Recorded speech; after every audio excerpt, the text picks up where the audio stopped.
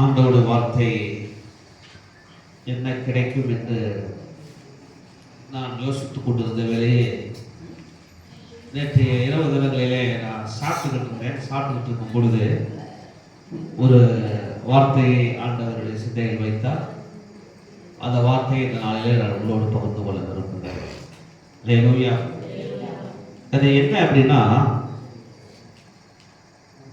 ஆண்டவர் ஏன் இந்த காரியங்களை நம்முடைய வாழ்க்கையிலே செய்திருக்கிறார் அப்படிங்கிறத நம்ம தெரிஞ்சுக்கிறோம் போல. ஏன் என்ன காரியம் சொன்னார்னா, தங்கள் மேன்மையை இழந்து போனவர்கள், தங்களுடைய மேன்மையை இழந்து போனவர்கள் அப்படின்ற ஒரு வார்த்தையை ஆண்டவருடைய சிந்தையிலே வைத்தார். ஆண்டவர் எல்லாவற்றிலும் எல்லாருக்கும் ஏதோ ஒரு வகையிலே ஒரு மேன்மையான காரியங்களை வைத்திருக்கிறார். அந்த மேன்மைக்குரிய காரியங்களை நாம் தக்க வைத்துக் கொள்ளுகிறோமா இல்ல தவற விடுகிறோமா அப்படிங்கிறது தான் இந்த நாளிலே நான் உங்களோடு பகிர்ந்து கொள்ளக்கூடிய தேவனுடைய வார்த்தை. சிந்தனையில் இருக்கும் பொழுது ஆண்டவர் சில காரியங்களை சிந்தைகளை வைத்தார். அதை அப்படியே நான் உங்களிடத்தில் பகிர்ந்து கொள்ள விரும்புகிறேன். இந்த பூமியிலே மனிதர்களை உண்டாக்குவதற்கு முன்பு தேவன் தேவ தூதர்களை உருவாக்கி வைத்திருந்தார். இந்த தேவ தூதர்களை எதற்காக தேவன் உண்டாக்கினார் என்று சொன்னால், தேவனோடு இருந்து தேவனுடைய நாமத்தை மகிமைப்படுத்துவதற்கு, தேவனை ஆராதிப்பதற்கு, தேவனோடு இருப்பதற்காக அவர் தேவ தூதர்களை அவர் உண்டாக்கினார். மண்ணினால் மனுஷனை உண்டாக்கின ஆண்டவர் தேவ தூதர்களை பலவிதமான விசித்திரமான கற்களினாலும் அவர்களை உண்டாக்கினார் அப்படின்றத நாம பார்க்க முடியும். ஆகவே அப்படியாப்பட்ட அந்த தேவனுடைய ஆசீர்வாதத்துக்குரிய நிலைமைகளை தேவனோடு இருக்கும்படியாய் உருவாக்கப்பட்ட தேவ தூதர்கள் அவர்கள் என்ன செய்தார்கள் என்றால், தேவனை விட்டு தன்னுடைய மேன்மையை இழந்து அவர்கள் பூமிக்கு தள்ளப்பட்டார்கள். நீங்கள் ஒரு வசனத்தை நீங்கள் வாசிக்கும்படி கேட்கிறேன். யூதாவின் புத்தகம் 1ஆம் அதிகாரம் அதனுடைய 6வது வசனம். யூதாவின் புத்தகம் 1ஆம் அதிகாரம் அதனுடைய 6வது வசனத்தை வாசியுங்கள். தங்களுடைய ஆதி மேன்மையை காத்துக் கொள்ளாமல் தங்களுக்குரிய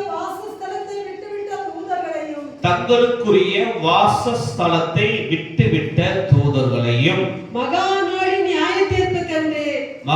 நாளின் நியாய தீர்ப்புக்கென்று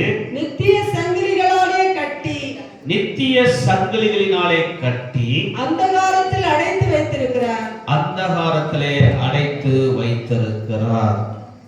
அல்லேலூயா. தேவ தூதர்கள் கீழே விழே தள்ளப்பட்டார்கள்.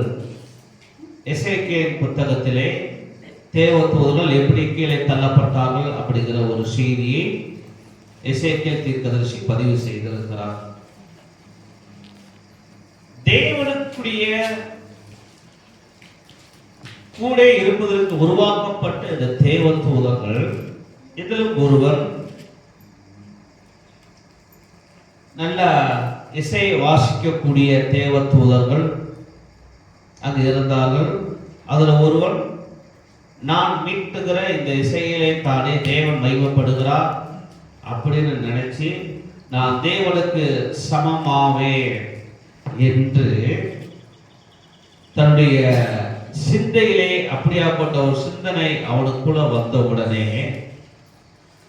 அவன் கீழே விழ தள்ளப்பட்டான். நான் தேவனுக்கு சமமாக என்னுடைய சிங்காசனத்தை உயர்த்துவேன்.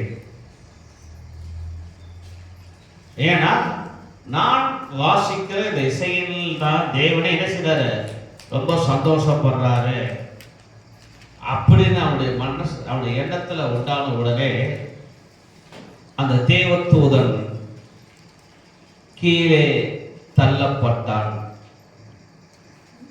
தன்னுடைய ஆதி மேன்மையை காத்துக்கொள்ள தவறிய தேவ தூதர்கள், நிறைய தேவ தூதர்கள் இருக்கிறாங்க. அதுல ஒரு கூட்டம் தான் கீழே விழத்தள்ளப்பட்டார்கள். அது சாத்தான் என்றும் சர்ப்பம் என்றும் அது அழைக்கப்படுகிறது. கீழே விழுந்த தேவதூதர்கள் அவர்கள் வரும் பொழுது இந்த பூமியில தள்ளப்பட்டார்கள். தங்களுடைய ஆதி மேன்மை என்ன அப்படின்னா, அவர்கள் தேவனோடு இருப்பதற்காக அவர்கள் உருவாக்கப்பட்டார்கள். அந்த ஆதி மேன்மையை இழந்தார்.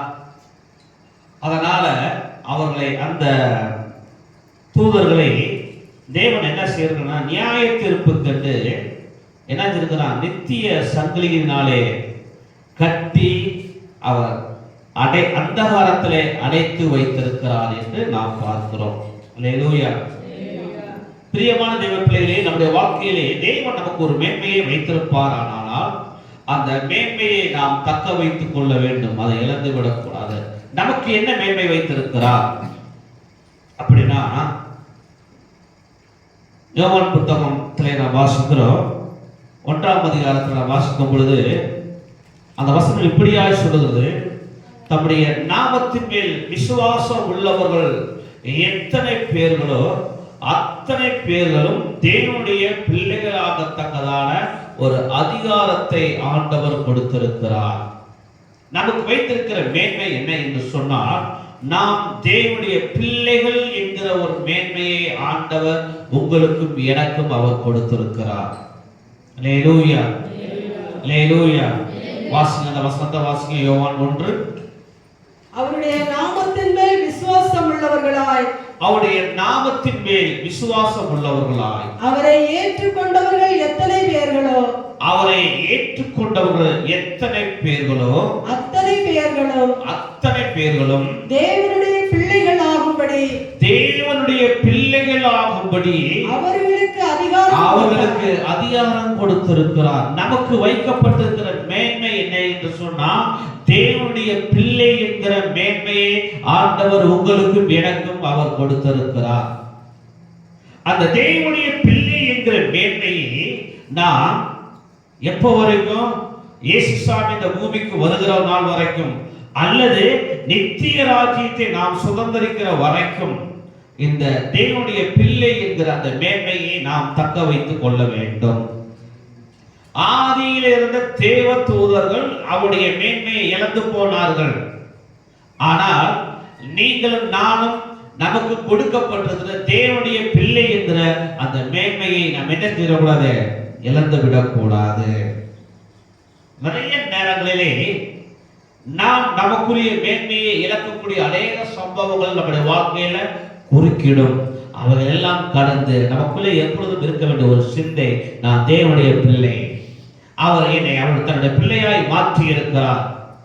தன்னுடைய ரத்தத்தை சிந்தி என்னை கழுவி சுத்திகரித்து பரிசுத்தப்படுத்தி தேவனுடைய பிள்ளையாய் நீதிமானாய் கர்த்தர் வைத்திருக்கிறார். தேவனுடைய பிள்ளை என்கிற நிலைமையிலும் நீதிமான் என்கிற நிலைமையிலும் நீங்களும் நானும் ஒருபோது என்ன செய்யக்கூடாது, அந்த நிலைமையை இழந்து விடக்கூடாது. நம்ம வேதத்துல நிறைய வாசிக்கலாம். கர்த்தர் நிறைய நேரங்களில் என்ன செஞ்சிருக்கிறார் அப்படிங்கிறத நம்ம வாசிக்க முடியும். வாசிக்கலாமா? இன்னைக்கு ஒரு காரியத்தை நம்ம வாசிக்கலாம். ஆதியாகமத்தின் புத்தகத்திலே 3ஆம் அதிகாரம் 8வது வசனத்தை நீங்கள் வாசிக்கும்படி உங்களை அன்போடு கேட்கிறேன். ஆதியாகமம் 3:8. பகலின்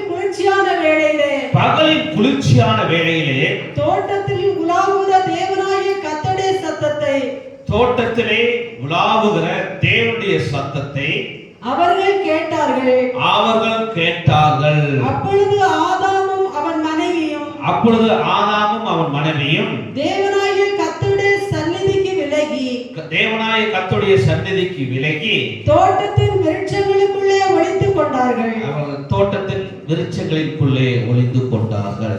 அல்லேலூயா. ஆண்டவர் ஆதாமுக்கும் ஏவாளுக்கும் ஒரு மேன்மையை கொடுத்திருந்தார். அந்த மேன்மை என்ன என்று சொன்னால், அவர்கள் தேவனோடு சம்பாஷிக்கிற, தேவனோடு தொடர்பு கொள்ளக்கூடிய, பேசக்கூடிய நல்ல ஒரு மேன்மையை அவர்களுக்கு ஆண்டவர் கொடுத்திருந்தார். அவர்கள் நாம் பேசிக்கொள்வது போல தேவனோடு பேசிக்கொள்வதற்கான நல்ல ஒரு அனுபவம் ஆதாமுக்கும் ஏவாளுக்கும் கொடுக்கப்பட்டுச்சு. பகலின் குளிர்ச்சியான வேளையிலே தேவன் அந்த தோட்டத்துக்கு வருவார். ஆதாமோடும் ஏவாளோடும் என்ன செய்வாரா, அவர் பேசிக்கிட்டு இருக்கார், சம்பாஷிக்கிறார். அவர்களை விசாரிக்கிறார். இரண்டாவது, அவர் கூட வச்சிருந்தார். ஆனா வேதவசனம் சொல்லுது, அவர்கள் என்ன செஞ்சாங்களாம்? தேவனுடைய சன்னதியை விட்டு விலகி போனார்கள்.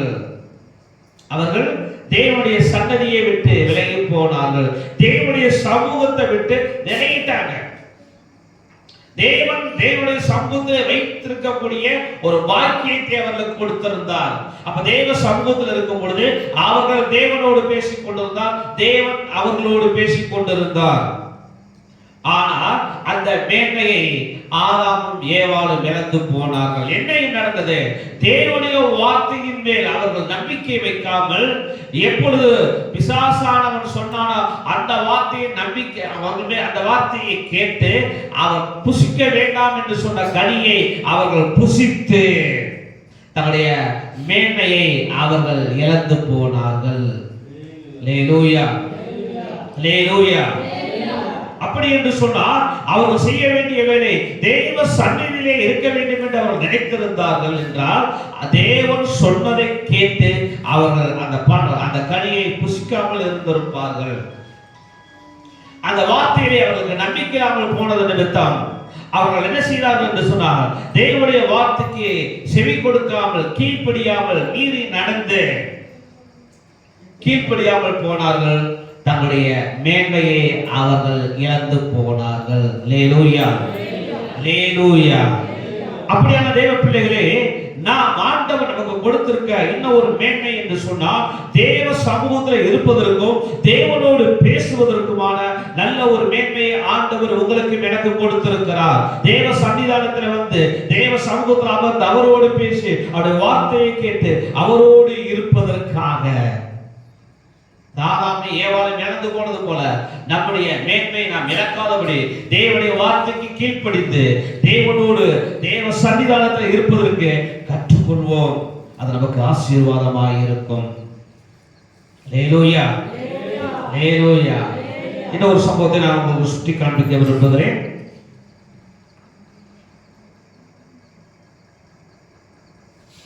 எஸ்தரின் புத்தகம் 1ஆம் அதிகாரம் 12வது வசனம்.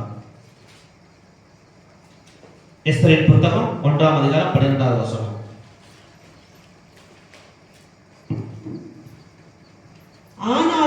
ஆனாலும் பிரதானிகள் மூலமாய் ராஜா சொல்லி அனுப்பின கட்டளைக்கு ராஜஸ்திரியாகிய வஸ்தி வரமாட்டேன் என்றாள்.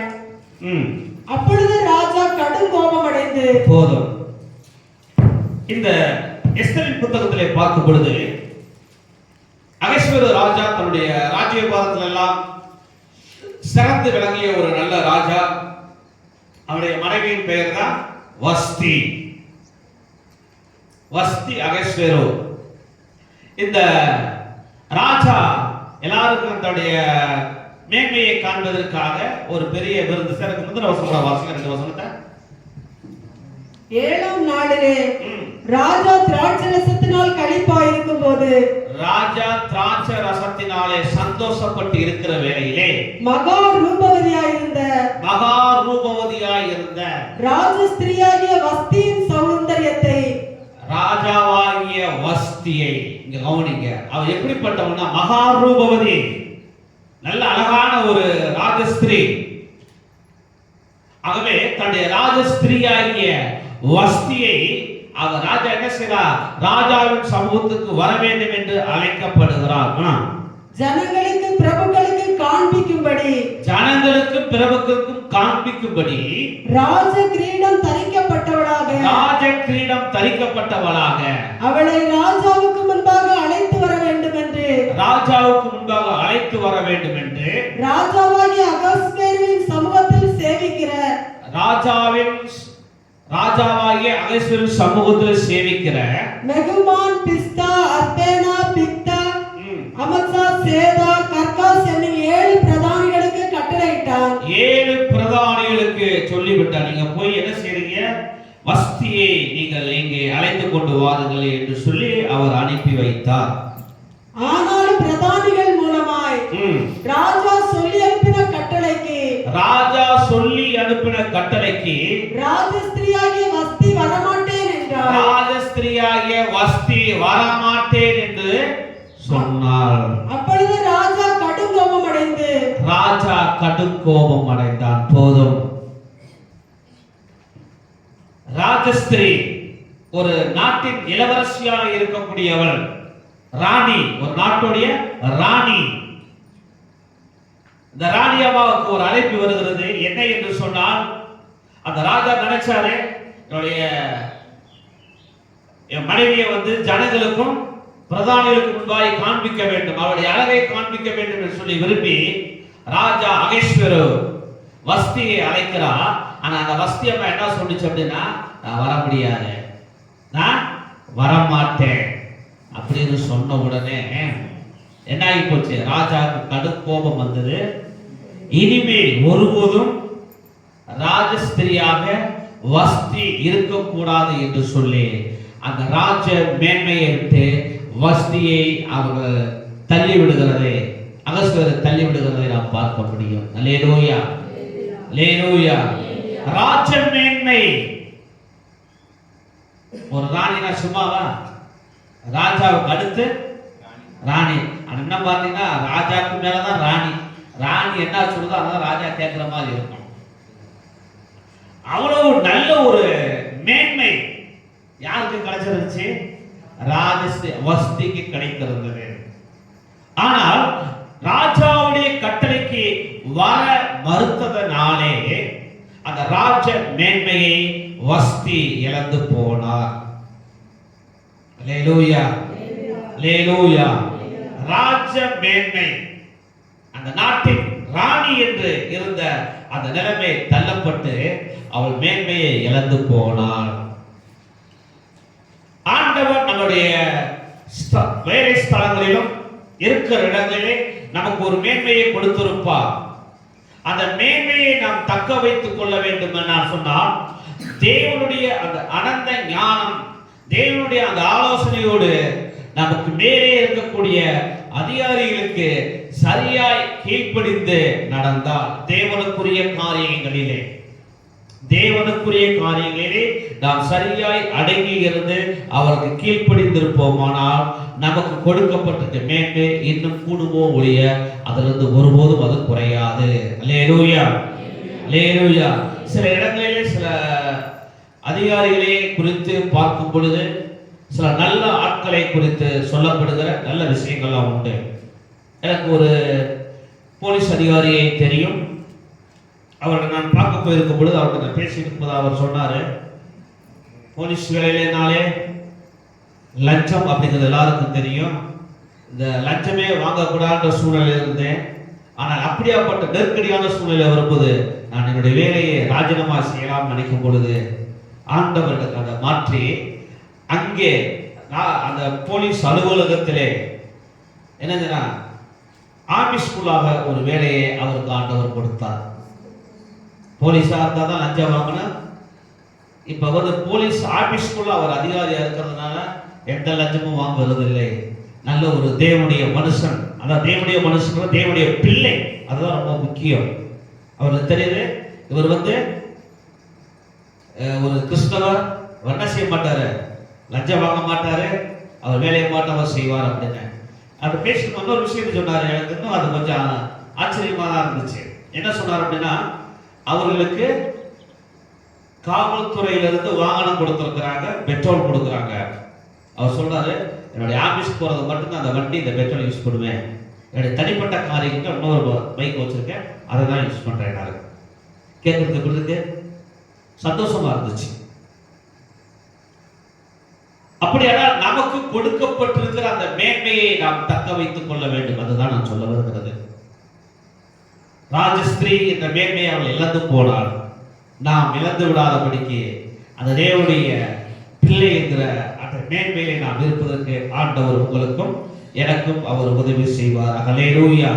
இன்னொரு வசனத்தை நீங்கள் வாசிக்கும்படி கேட்கிறேன். 1 சாமுவேல் புத்தகம் 13ஆம் அதிகாரம் 13வது வசனம். 1 சாமுவேல் 13:13.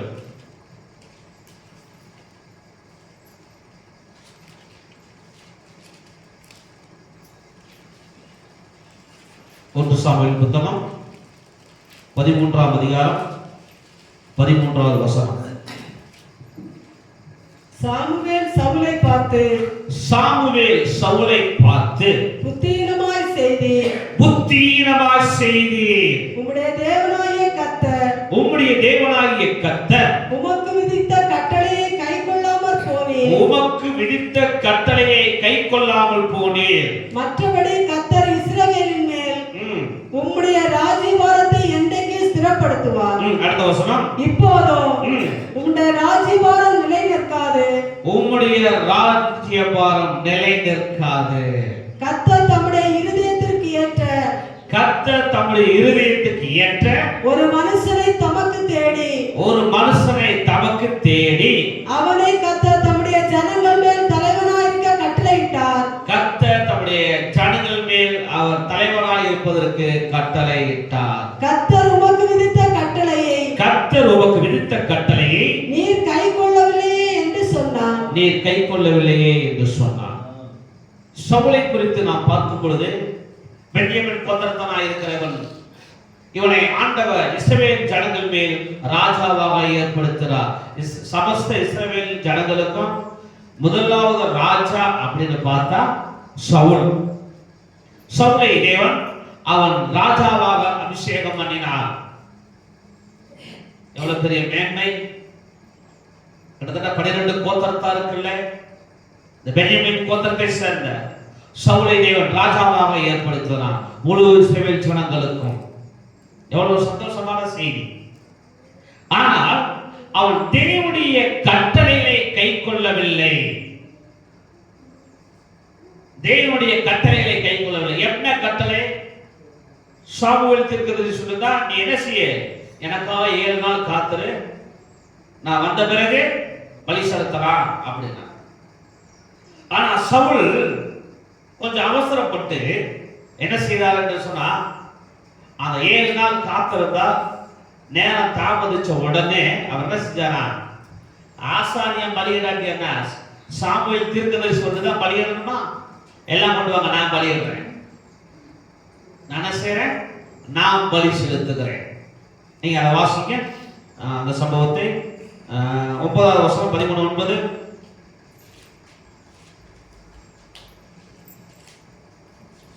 8, 9, 10 வாசிங்க.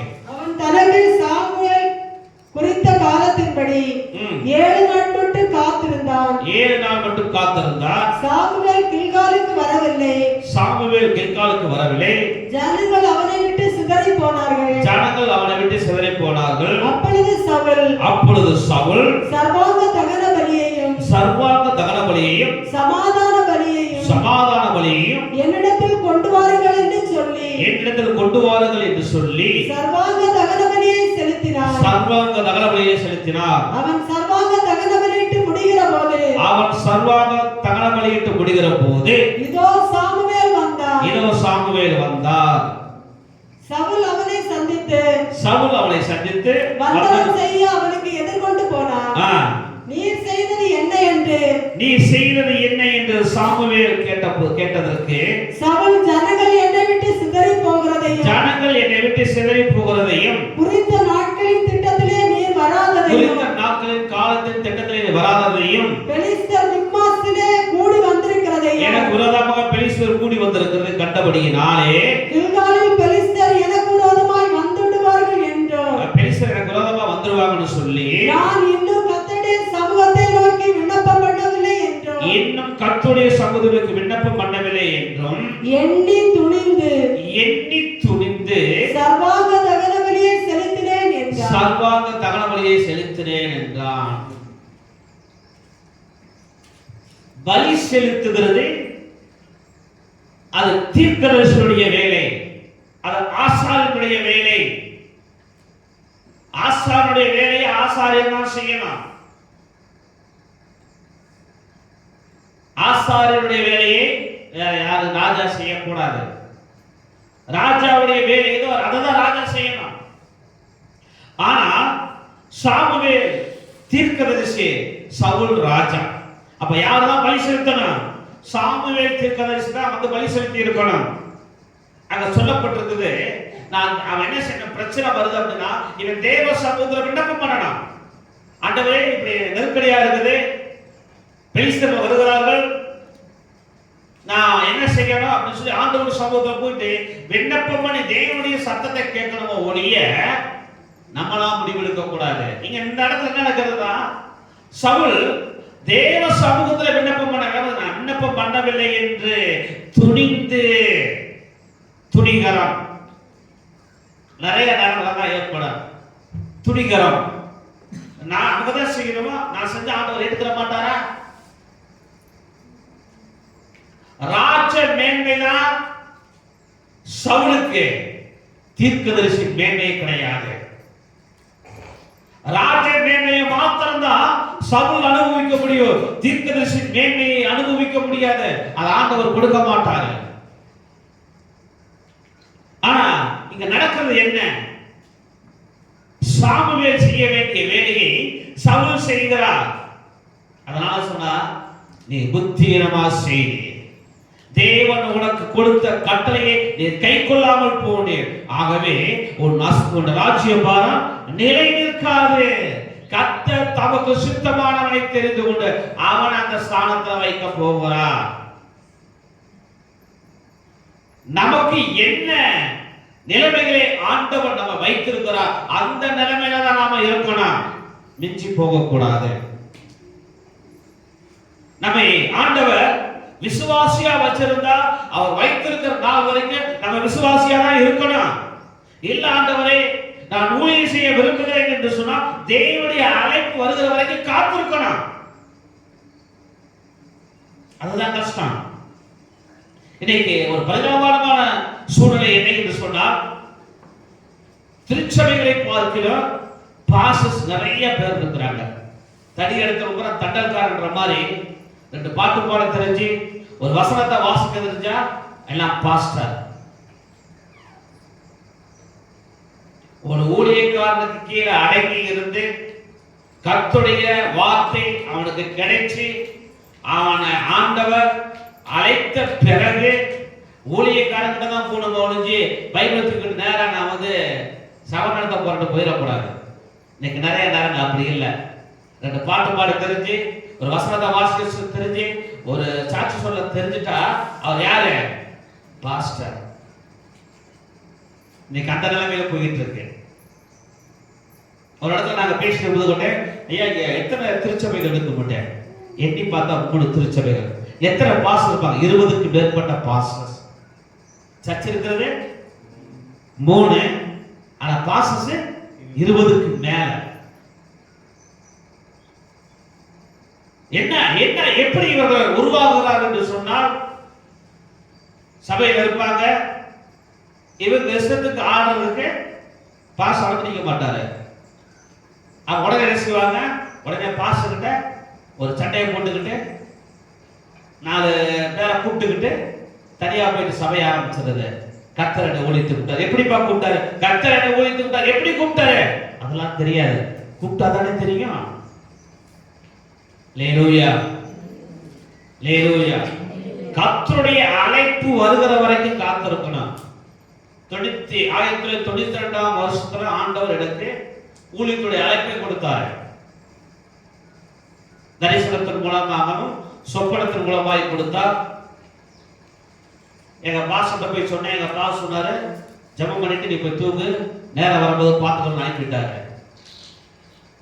அதன் பிறகு 93ல ஞானஸ்தானம் எடுத்துட்டு 94ல வேலைகளை ஆரம்பிச்சேன். எனக்கு வேலைக்கு போயிருக்கிற இடத்துல ஆண்டவர் எனக்கு வசனத்தின் மூலம் நேரடியாக பேசி அந்த ஊழியத்துக்கான அழைப்பை கொடுத்தார். முதல் முறை 1, 2வது முறை 1 அந்த அழைப்பை கொடுத்தார். அதை ஏற்றுக்கொண்டேன். ஆனா நான் ஆண்டவரை நம்ப எங்க பாஸ் சொன்னேன், எங்க பாஸ் ஏற்றுக்கொள்ள மாட்டாரு. நான் சொன்னேன் எங்க பாஸ் நம்ப மாட்டாரு அப்படின்னு. ஆனால் ஒன்று, என்னுடைய ஆண்டவர் என்னை ஊழியத்துக்கு என்னை தனியா பிரிச்சு கொண்டு போகிற வரைக்கும் என்னுடைய சபையில தான் இருந்தேன், எங்க பாஸ்டர் கூட தான் இருந்தேன். என்னைக்கு கர்த்தர் என்னுடைய அந்த அழைப்பை உறுதிப்படுத்தி என்ன வேளாண் குழு அனுப்பணும், அண்ண வரைக்கும் எங்க பாஸ்டர் கூட தான் இருந்தேன். லேலூயா. கிட்டத்தட்ட 6 ஆண்டுகள் எங்க பாஸ் கூட இருந்து எங்க பாஸ் என்ன வேலை சொன்னாரோ அதை தான் செஞ்சுக்கிட்டு இருந்தேன். ஆயத்த வேலைகளை செஞ்சு வைப்பேன். சில நேரம் வீட்டு சபை கூட்டங்கள் நடக்கும். அந்த வீட்டு சபை கூட்டங்களுக்கு கொஞ்சம் நேரம் நாளாக போயிடுவேன். இந்த வேலை சில நேரம் உடனே போயிடுவோம். போயிட்டு எங்கள் பாஸ் வர வரைக்கும் வெயிட் பண்ணிட்டு இருப்போம். ஜோம் பண்ணிட்டு இருப்போம். அவ்வளோதான். அது லேட் ஆகி போச்சு, ஒரு 2 பாட்டை பாடம் அதெல்லாம் கிடையாது. அது எங்களுக்கு வேலை இல்லை. அப்புறம் ஒரு முறை தான் அவர் சொன்னார், என்னப்பா நேரமாக வந்து ஒரு பாட்டை ஆரம்பிச்சு கொண்டு தானே சொன்னார். பாஸ் நீங்கள் ஒன்றும் சொல்லலையே. அப்போ தான் சொன்னார், லேட்டாக ஆகிற மாதிரி தெரிஞ்சிச்சுன்னா 7 மணிக்கு நம்ம ஜெப கூட்டம் அப்படின்னா நீ வந்துட்ட அப்படின்னா 7 மணிக்கு நீ வந்துட்ட, நான் வர லேட்டாக தெரிஞ்சா ஜெபம் பண்ணிட்டு பாட்டு பாருங்க. அதுக்கு பிறகு அந்த வேலையை செய்ய ஆரம்பித்தான்.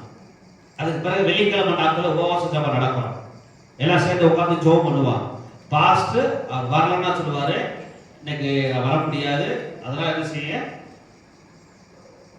ஜெப குறிப்புகளை நடத்தி 12 மணிக்கு உபவாச ஜெபத்தை நிறைவு செஞ்சிருன்னு சொன்ன பிறகுதான் அந்த உபவாச ஜெபத்தை நடத்த ஆரம்பிச்சோம். ஏன் அப்படின்னா எல்லாவற்றுக்கும் ஆண்டவர் ஒழுங்கு வச்சிருக்கிறார். அந்த பாஸ்டருக்குரிய அந்த மேன்மையை போய் நான் எடுக்க முடியாது.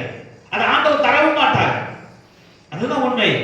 ராஜ மேன்மையை சவுலுக்கு கொடுத்திருந்தா, ஆனா ராஜ மேன்மையை பெற்ற சவுல் என்ன பண்ணார் அப்படின்னா அந்த ராஜ மேன்மையை இழந்து போனார். என்ன? தேவனுடைய வார்த்தைக்கு கீழ்ப்படியாமல், தேவனுடைய வார்த்தைக்கு கீழ்ப்படியாமல், தேவனுடைய கட்டளையை கை கொள்ளாமல் தன்னுடைய மேன்மையை, ராஜ மேன்மையை இழந்து போனார். நான் ஒரு வசனத்தை பார்த்து நம்ம வாசிக்கும்படி கேட்கிறேன். 15ஆம் அதிகாரம் 11வது வசனம்.